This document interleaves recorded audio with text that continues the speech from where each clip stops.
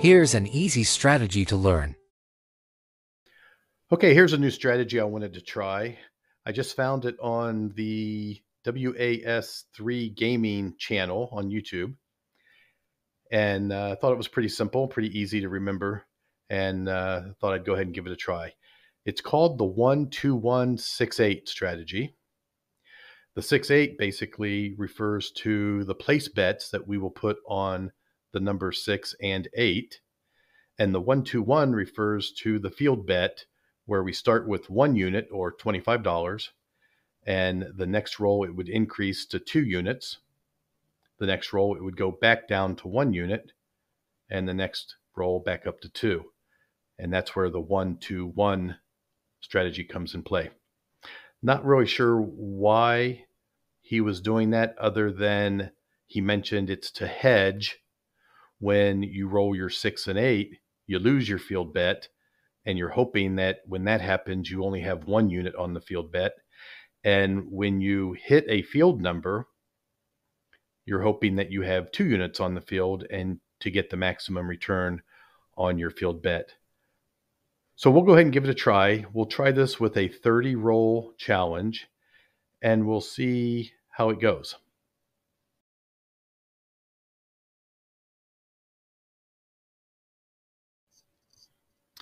Okay, we're going to use the Crapsee Bubble Craps simulator, $500 bankroll. We're also going to assume that someone else is shooting, so we will not be putting any place or don't place bets. I've got the audio turned completely off, and I will just narrate this as we go along. So here we go. We're going to go ahead and start putting our $60 6 and 8 bets out with 1 unit on the field. Our number's a 9. And we rolled the 9. So we're going to win in the field, and the puck will come off. Now, I kept the field bet in play even when the puck was off. Not sure if we should take the field bet down, wait for a new point to be established, and then put the field bet back on. But in this case, it worked out because we rolled a 3, and we got paid on the 3. So, and that was an increase by 1 unit bet. So now I decrease back to 1 unit, and we roll a 12. So we get paid on it. And per the strategy, we'll increase the field bet by 1 unit. So it'll go to 50, and we'll try to get a point. It's another 11. I guess we could do this all day, but we do want to get a point so we can watch the strategy work out. So we lower our bet back to 1 unit. And now we have a number. The number's an 8. So we're going to mark the 8. Our 6 and 8 bets go back on. They're working. And we put 50 in the field. So we're at the 2 unit. And we hit a 4. So far, so good.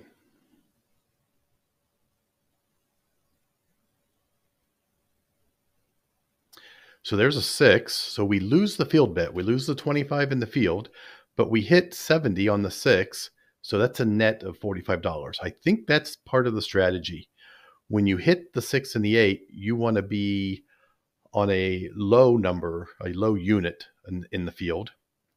And when you hit the field, you want to be in a high unit.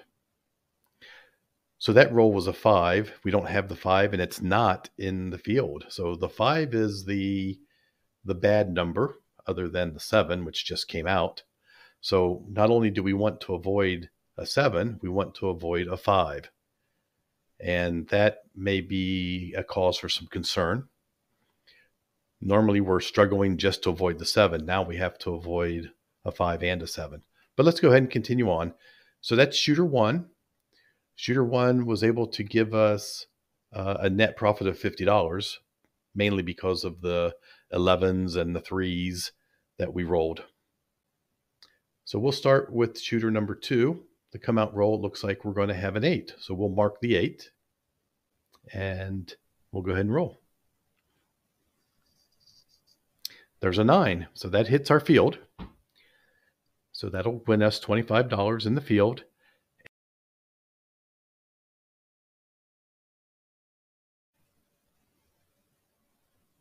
And there's an 11 that wins in the field. Now we should increase our field by 1 unit or $50.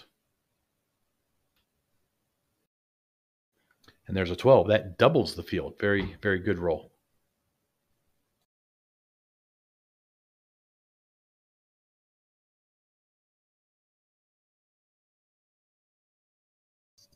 So we decrease our field bet by 1 unit. And there's an 8. Winner 8. Losing the field.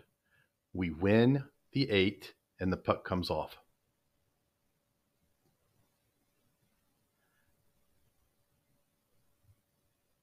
There's a 2. Wins in the field. Doubles the field. But does not set a point. Our 6 and 8 are still off. And there's a 7 out. We lose in the field, but our 6 and 8 was still off, so we do not lose those bets. But we're still looking for a point. And we roll a 5. We lose the 5 in the field, and the point will now go to the 5. We'll mark the 5. And our 6 and 8 are now back on. We go ahead and go down to 1 unit in the field. And there's a 7 out. So that is the end of shooter number 2.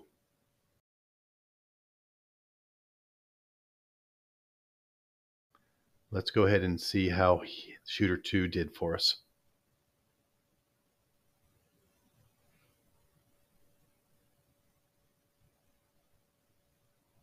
Looks like shooter 2 won $105.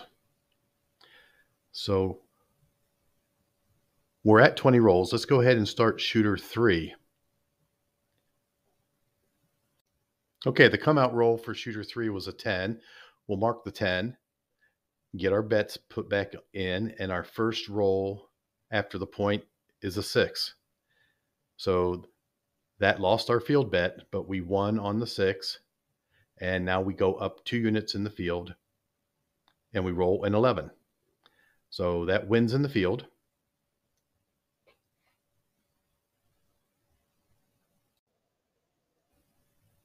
And our next roll is a 7 out. So shooter 3 only rolled 4 times. We're at 24 rolls, so I think we have enough to try one more shooter.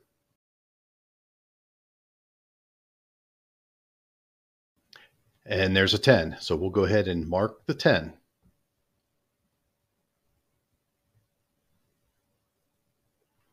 Go ahead and get our bet set up. 60 on the 6 and 8, 25 in the field.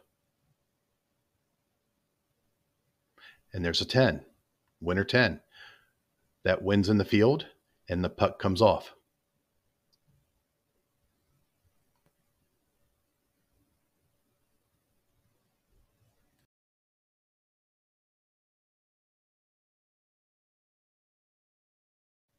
Okay, let's get our field bet fixed. And the come out roll is a 7. We lose our field bet. Our 6 and 8 were both off. So we're looking for a point. The point is a 10. That wins our field bet of $25. So we'll increase the field bet up to 50 and mark the point a 10. And the roll is a 6. So we lose the 50 field bet, but we win 70 on the 6 for a net $20 win. We go back down to 1 unit in the field and we roll. And there's a 9. That wins in the field. That is our 30th roll. So we're done with this challenge. Let's take our bets down.